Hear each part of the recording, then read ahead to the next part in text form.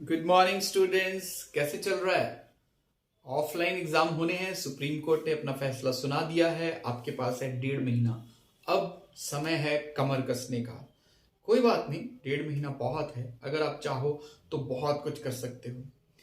आपका स्वागत है हमारे चैनल कुमार ग्रोवर में। मैं हूं वरिंदर कुमार ग्रोवर। यहाँ पे हम आपको अकाउंटेंसी से रिलेटेड जो आपकी प्रॉब्लम्स हैं उनके सॉल्यूशंस देते रहते हैं और आपके लिए लाते रहते हैं कुछ अद्भुत कहानियां, ताकि आपको मॉरल एजुकेशन भी मिल सके। इन सब चीज़ों के साथ साथ हमने डिसाइड किया है कि हम आपको बिजनेस स्टडीज के लेक्चर्स भी प्रोवाइड करेंगे, क्योंकि बिजनेस स्टडीज भी उतना ही इंपॉर्टेंट सब्जेक्ट है जितना अकाउंटेंसी है। तो टर्म 2 में जो चैप्टर्स आपको आने हैं बिजनेस स्टडीज के, उनमें से जो मोस्ट टेक्निकल आपकी यूनिट है वो है फाइनेंशियल मैनेजमेंट। तो आज हम फाइनेंशियल मैनेजमेंट के ऊपर ही बात करने वाले हैं कि फाइनेंशियल मैनेजमेंट क्या होती है। देखिए, फाइनेंशियल ये वर्ड बना है फाइनेंस से, और फाइनेंस का मतलब होता है पैसा, मैनेजमेंट का मतलब होता है प्रबंध। तो पैसे का प्रबंध, इस चैप्टर को अगर मैं हिंदी में बोलूं तो ये है पैसे का प्रबंध, पैसे की संभाल, पैसे को कैसे ग्रो करवाना है, पैसे को कैसे बढ़ाना है, वो सब चीजें हम इस चैप्टर में सीखेंगे। तो मैं कहता हूं कि ये चैप्टर सिर्फ इसलिए इंपॉर्टेंट नहीं है कि आपको अच्छे मार्क्स दिलाएगा, बल्कि इसलिए भी इंपॉर्टेंट है क्योंकि आप सब लोगों को आगे जाके अपनी जिंदगी में ग्रो करना है, रिच बनना है, वेल्दी बनना है। तो कैसे बन पाओगे अगर आपको फाइनेंशियल मैनेजमेंट नहीं आती? और सच्चाई यही है कि जिसे फाइनेंशियल मैनेजमेंट नहीं आती वो कभी भी फाइनेंशियली ग्रो नहीं कर सकता। तो इस चैप्टर को मन लगा के सीखिए, इंटरेस्ट लगा के सीखिए। ना सिर्फ आपको अच्छे मार्क्स दिला देगा बल्कि आपकी जिंदगी में भी काम आएगा। फाइनेंशियल मैनेजमेंट को थोड़ा हम अच्छे से समझने की कोशिश करते हैं। फाइनेंशियल मैनेजमेंट में हमने 3 डिसीजन लेने होते हैं। फाइनेंशियल मैनेजमेंट हम कह सकते हैं कि it is a process to take 3 important decisions in a very good manner. अगर आपने ये तीनों डिसीजन बहुत अच्छे से ले लिए तो हो गई फाइनेंशियल मैनेजमेंट। तो ये तीनों डिसीजंस जो हैं वो आपको बहुत प्रॉपर ढंग से लेने हैं। जब भी आप मैनेजर बनोगे, चाहे अपने बिजनेस के चाहे किसी कंपनी में, तो आपका काम यही होगा कि आप तीनों डिसीजन बहुत अच्छे से, जो मैनेजर जितनी एफिशिएंटली ये तीनों डिसीजन लेता है वो उसकी कंपनी या उसका बिजनेस उतना ही अच्छे से फाइनेंशियली ग्रो करता है, उतना ही पैसा उस बिजनेस में बढ़ता है, उतना ही वो बिजनेस अमीर हो जाता है। कौन से हैं ये तीनों डिसीजन? इन तीनों डिसीजन में सबसे पहले आता है इन्वेस्टमेंट डिसीजन। अब इन्वेस्टमेंट डिसीजन नाम से ही क्लियर हो रहा है कि पैसे का यूटिलाइजेशन, हमने पैसे को इस्तेमाल कहाँ पे करना है। पैसे को इस्तेमाल करने के लिए कितने सारे जरिए हैं, कहीं भी कर सकते हैं। लैंड खरीद सकते हैं, बिल्डिंग खरीद सकते हैं, फर्नीचर खरीद सकते हैं, कुछ भी खरीद सकते हैं। लेकिन हमें ये अच्छे से डिसाइड करना है कि हमें कहाँ पे पैसा इस्तेमाल करना है और कितना करना है। सब कुछ अच्छे से देखो। ये जो मैंने अभी बोल दिया, लैंड खरीदनी है, बिल्डिंग खरीदनी, नो डाउट ये हर बिजनेस के लिए जरूरी है। आप अपने स्कूल के बारे में सोचिए, अगर आपके स्कूल के पास लैंड ना हो तो क्या वो स्कूल चल पाएगा? क्या उसके ऊपर बिल्डिंग कंस्ट्रक्ट ना हुई हो तो क्या वो स्कूल अपना काम कर पाएगा? नहीं। स्कूल के पास वैन्स, गाड़ियां ना हो तो क्या आप लोग स्कूल जा पाओगे? बहुत सारी प्रॉब्लम्स आएंगी, बल्कि मैं कहूंगा कि वो चल ही नहीं पाएगा, बिजनेस ठप हो जाएगा। तो इसका मतलब ये चीजें जरूरी हैं, लेकिन इन चीजों में कितना पैसा इन्वेस्ट करना है ये तो ध्यान से सोचना पड़ेगा ना। आप बिना सोचे समझे तो ये डिसीजन नहीं ले सकते कि चलो इतनी लैंड खरीद लेते हैं, इतनी इसके ऊपर बिल्डिंग पे खर्चा कर देते हैं। बिना सोचे समझे आप ये सब नहीं कर सकते। आपको इसके लिए प्रॉपर डिसीजन लेना होगा कि कितना पैसा किसके ऊपर। क्योंकि मैं कहूंगा कि ये जो डिसीजन होते हैं ना, ये महंगी चीज है ना। क्या लैंड सस्ती चीज है? बहुत पैसा लगेगा। बिल्डिंग सस्ता है क्या? बहुत पैसा लगेगा। गाड़ियां सस्ती हैं क्या? बहुत पैसा लगेगा। तो इनको कहते हैं इरिवर्सिबल डिसीजंस। ये जो डिसीजंस हैं ये इरिवर्सिबल हैं। आपने बाजार से एक 10 रुपए का पेन खरीदा, अच्छा नहीं चला तो आपने फेंक दिया, नया ले लिया तो वो तो चलता है। लेकिन आपने करोड़ों की एक लैंड खरीदी, अच्छी नहीं लगी तो आप क्या फेंक के नहीं ले आओगे? नहीं, पॉसिबल नहीं है। इरिवर्सिबल डिसीजन है। तो बहुत ही ध्यान से ये डिसीजन लेना पड़ेगा कि मुझे लैंड पे कितना पैसा लगाना है, मुझे बिल्डिंग पे कितना पैसा लगाना है, और कौन सी लैंड खरीदनी है, कौन सा फर्नीचर खरीदना है, ईच एंड एवरीथिंग। उसके बाद ये तो हो गया, इसको मैं कहूंगा लॉन्ग टर्म इन्वेस्टमेंट डिसीजन।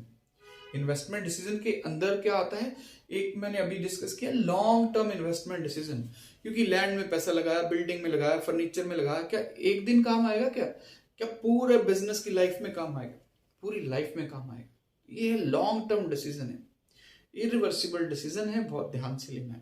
ठीक है, इसको दूसरे शब्दों में हम कैपिटल बजटिंग भी कहते हैं। नाम याद रखना, पेपर में कई बार पूछ सकते हैं कि what do you mean by capital budgeting. तो आप कहेंगे कि capital budgeting means to take long term investment decision about non current assets. कि जो नॉन करंट एसेट्स हैं, फिक्स्ड एसेट्स हैं, उनमें कितना कितना पैसा लगाना है। जब हम इस चीज का डिसीजन ले रहे होते हैं तो टेक्निकल लैंग्वेज में हम कहते हैं कि हम कैपिटल बजटिंग कर रहे हैं। ठीक है, अब इन्वेस्टमेंट डिसीजन के अंदर एक आ गया लॉन्ग टर्म इन्वेस्टमेंट डिसीजन, दूसरा है शॉर्ट टर्म इन्वेस्टमेंट डिसीजन। जरूरी तो नहीं है कि इन्हीं चीजों में पैसा लगता है बिजनेस में, छोटी छोटी ऐसी भी चीजें हैं जो डेली रूटीन में यूज में आती हैं, वहां पे भी हमें पैसे की जरूरत है। कैसे? जैसे एम्प्लॉयज की सर्विसेज। आपके स्कूल ने एम्प्लॉयज भी तो रखे हुए ना, उनके पास टीचर्स हैं, स्वीपर्स हैं, गार्डनर्स हैं, तो क्या उनकी सर्विसेज के बदले उन्हें सैलरी नहीं दोगे? देंगे ना। तो उसके लिए भी हमें पैसा चाहिए, वो कितना पैसा चाहिए, वो प्रॉपर अरेंजमेंट भी हमें करना है। तो उसे हम कहते हैं शॉर्ट टर्म इन्वेस्टमेंट डिसीजन। ना सिर्फ सैलरी के लिए, इलेक्ट्रिसिटी का बिल भी तो पे करना है, टेलीफोन का बिल भी तो पे करना है, और छोटे मोटे कितने सारे खर्चे चलाने हैं। तो उसे हम कहते हैं शॉर्ट टर्म इन्वेस्टमेंट डिसीजन, या दूसरे शब्दों में हम उसे वर्किंग कैपिटल मैनेजमेंट भी कहते हैं। उसको क्या कहते थे? लॉन्ग टर्म वाले को कैपिटल बजटिंग, शॉर्ट टर्म वाले का मैंने नाम क्या बताया? Working capital management. तो जितना इंपॉर्टेंट वो डिसीजन है उतना ही इंपॉर्टेंट ये भी है। हम इसको इग्नोर नहीं कर सकते कि चलो लॉन्ग टर्म वाला ठीक है, शॉर्ट टर्म वाले को तो कोई बात नहीं, ये भी उतना ही इंपॉर्टेंट है। यहाँ पे भी हमें बहुत ध्यान रखना है कि हमें कितना कैश इन हैंड अपने पास रखना है, कितना कैश एट बैंक रखना है, बैंक में भी तो पैसा होना चाहिए, कितने डेटर्स क्रिएट कर सकते हैं। गुड्स सेल करके हम डेटर्स क्रिएट करते हैं ना, जिनको उधार गुड्स बेचते हैं वो हमारे डेटर्स बन जाते हैं, आखिर कितने के बना सकते हैं हम, ये सब डिसाइड कर, कितना स्टॉक हमें गोडाउन में रखना है, इन्वेंट्री, ये सब शॉर्ट टर्म इन्वेस्टमेंट डिसीजन में आता है। शॉर्ट टर्म इसलिए बोलते हैं कि ये आता जाता रहता है, ठीक है, कैश में कन्वर्ट होता रहता है। स्टॉक पड़ा है आपके गोडाउन में, बेच दोगे तो कैश में कन्वर्ट हो जाएगा, फिर नया ले आओगे, रॉ मटेरियल फिर बनाओगे, फिर स्टॉक बनेगा, फिर बेच दोगे, फिर कैश में कन्वर्ट हो जाएगा। तो इन्हें हम लॉन्ग टर्म में नहीं लेते, ना कैश इन हैंड को, ना कैश एट बैंक को, ना स्टॉक को, ना डेटर्स को। ये सब क्या है हमारे, इनको हम शॉर्ट टर्म इन्वेस्टमेंट डिसीजन में लेते हैं। तो दोनों ही उतने इंपॉर्टेंट हैं। दोनों के लिए हमारे पास कुछ फैक्टर्स हैं कि जब भी हम इन्वेस्टमेंट डिसीजन लेंगे, चाहे लॉन्ग टर्म वाला चाहे शॉर्ट टर्म वाला, तो हम कुछ फैक्टर्स को अपने दिमाग में रखेंगे और फिर ये डिसीजन लेंगे। अभी मैं नहीं बताऊंगा आपको कि वो कौन कौन से फैक्टर्स हैं, उसके लिए आपको वेट करना होगा अगले वीडियोस का। लेकिन अभी आप बस इतना जान लीजिए कि ये डिसीजन होते क्या है, वो मैंने आपको क्लियर कर दिया। तो ये है पहला डिसीजन जो हर इंसान को अपनी जिंदगी में लेना आना चाहिए, इन्वेस्टमेंट डिसीजन। चाहे आप एक बिजनेस के ऑनर हो, चाहे कहीं पे आप जॉब करते हो, या आप एक सिंपल इंडिविजुअल भी हो, तब भी आपको ये इन्वेस्टमेंट डिसीजन लेना आना ही चाहिए, क्योंकि हमें जिंदगी में इन्वेस्ट तो करना ही पड़ता है, लॉन्ग टर्म एसेट्स में, शॉर्ट टर्म एसेट्स में। दूसरा डिसीजन, पहला हो गया इन्वेस्टमेंट डिसीजन, दूसरा है फाइनेंसिंग डिसीजन। बहुत इंपॉर्टेंट है, पैसा आएगा कहां से, हम पैसा रेज कहां से करेंगे। एक कंपनी के पास बहुत सारे सोर्सेज होते हैं पैसा रेज करने के।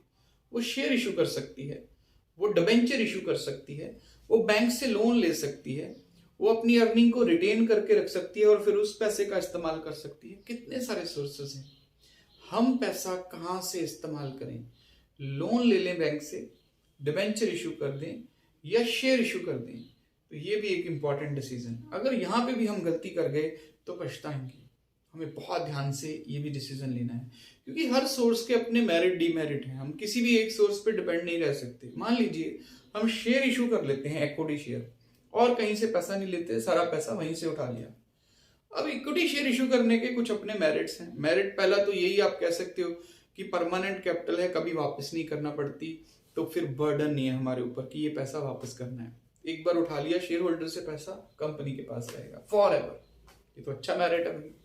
लेकिन डीमेरिट भी तो है। डीमेरिट क्या है कि जिसको भी हम शेयर होल्डर बना लेते हैं उसके पास आ जाता है वोटिंग राइट। अब वोटिंग राइट का मतलब होता है कि ऑलमोस्ट कंट्रोल जो है वो उनके हाथ में जाना शुरू हो जाता है। जितने हम शेयर होल्डर्स बनाते चले जाएंगे उनके पास वोटिंग राइट है, वो अपना ओपिनियन दे सकते हैं कंपनी के हर मैटर में। तो धीरे धीरे जो कंट्रोल है वो उनके पास जाता रहता है। तो जितने शेयर होल्डर्स आप ज्यादा बनाओगे आपका कंट्रोल जो है वो उनके पास जाएगा। तो कई बार हम ये चाहते नहीं है कि हमारा कंट्रोल और लोगों के पास जाए, हम चाहते हैं कि हम खुद ही अपने डिसीजंस लें। तो लेकिन वो आपके हर डिसीजन में टांग अड़ा सकते हैं क्योंकि उनके पास ये लीगल राइट है। तो ये हो गया उसका डीमेरिट। ऐसे बहुत सारे और मेरिट्स और डीमेरिट्स हैं, मैं यहाँ पे वो सारे डिस्कस करने वाला नहीं हूं। लेकिन आपको बस ये याद रखना है कि किसी एक सोर्स पे डिपेंड रहोगे तो उसके मेरिट तो जरूर मिलेंगे, लेकिन डीमेरिट का शिकार भी आपको होना पड़ेगा। तो अच्छा है कि कुछ मिक्सचर बनाया जाए, कुछ पैसा इक्विटी शेयर से इकट्ठा किया जाए, कुछ डिबेंचर से इकट्ठा किया जाए, कुछ रिटेन्ड अर्निंग यूज की जाए। तो वो सब हमें सीखना है कि कौन सा सोर्स कब यूज करना है। तो इसके लिए भी कुछ फैक्टर्स हैं, मैं फिर कहूंगा अभी उन फैक्टर्स की मैं बात नहीं करूंगा, उसके लिए आपको वेट करना होगा अगले वीडियोस का। लेकिन अभी के लिए सिर्फ मीनिंग क्लियर कर रहे हैं। तो ये हो गया फाइनेंसिंग डिसीजन, बहुत ध्यान से लेना है। और तीसरा है डिविडेंड डिसीजन। जब कंपनी को प्रॉफिट आ जाता है साल के एंड पे, तो फिर उसको वो डिसाइड करना होता है कि कितना प्रॉफिट रिटेन कर लें अपने पास। कंपनी भी तो चलानी है, ग्रोथ अपॉर्चुनिटीज आती रहती हैं, उनमें भी तो पैसे की जरूरत पड़ती है। कितना शेयर होल्डर्स को डिविडेंड की फॉर्म में बांट दें, क्योंकि शेयर होल्डर्स ने किस लिए आपकी कंपनी में पैसा लगाया है, विद सम एक्सपेक्टेशंस कि हमें कुछ मिलेगा, प्रॉफिट में से पार्ट मिलेगा। अगर आप उनको डिविडेंड नहीं दोगे तो नाराज हो जाएंगे, और आपके शेयर होल्डर्स नाराज हो गए तो रब नाराज हो गया, परमात्मा नाराज हो गया। आपने खुदा को थोड़ी नाराज करना है। तो शेयर होल्डर्स मालिक हैं आपकी कंपनी के, उनको भी डिविडेंड देना है और कंपनी भी चलानी है। तो फिर आपको डिसाइड करना है कि कितना पोर्शन रिटेन कर लूं कंपनी को चलाने के लिए, कंपनी की ग्रोथ के लिए, और कितना पोर्शन ऑफ प्रॉफिट मैं शेयर होल्डर्स में बांट दूं। इसके लिए भी हमारे पास कुछ फैक्टर्स हैं, फिर वो फैक्टर हम अगले वीडियोस में ही डिस्कस करेंगे। आज सिर्फ मीनिंग हमने किया तीनों डिसीजंस का, जो है investment decision, financing decision and lastly dividend decision. तो if a financial manager takes all these decisions efficiently and effectively, it means that he will be able to make the firm financially grown. So ध्यान रखिए कि ये तीनों decision जो हैं वो financial management का इंटीग्रल पार्ट है। इन तीनों डिसीजंस को मिला के ही बनता है फाइनेंशियल मैनेजमेंट। तो आज के वीडियो में इतना ही। मैं आपसे ये जरूर कहूंगा कि अगर आपने अभी तक हमारे चैनल को सब्सक्राइब नहीं किया है तो सब्सक्राइब कर लीजिए, और अपने दूसरे दोस्तों के साथ भी इसे शेयर कीजिए ताकि वो सब लोग फायदा उठा सकें। आने वाले 1.5 महीने के अंदर हम बहुत सारे ऐसे इंपॉर्टेंट कॉन्सेप्ट्स को कवर करेंगे और आपको हेल्प मिलेगी, क्योंकि हमेशा टीचर्स आपके साथ नहीं रह सकते। लेकिन ये वीडियोस जो होते हैं वो आप जब भी निकाल के देख सकते हो और अपने आप को तैयार कर सकते हो आने वाले एग्जाम के लिए। Thank you very much.